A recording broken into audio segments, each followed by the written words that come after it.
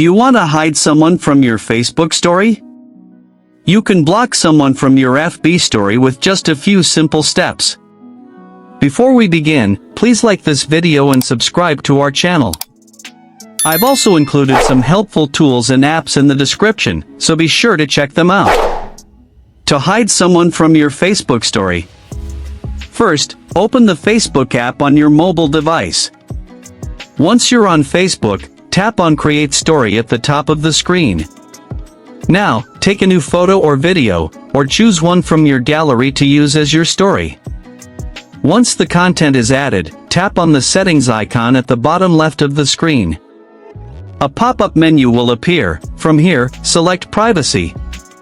Now, a new screen will open with different story setting options. Under Who can see your story, select Hide Story From. From a list of your friends, choose the person or people you want to hide your story from. After selecting, tap on the back button to return to the previous screen. Again, press the back button. Finally, tap on the share button to post your story. Your story will now be visible to your other friends, but hidden from the people you selected.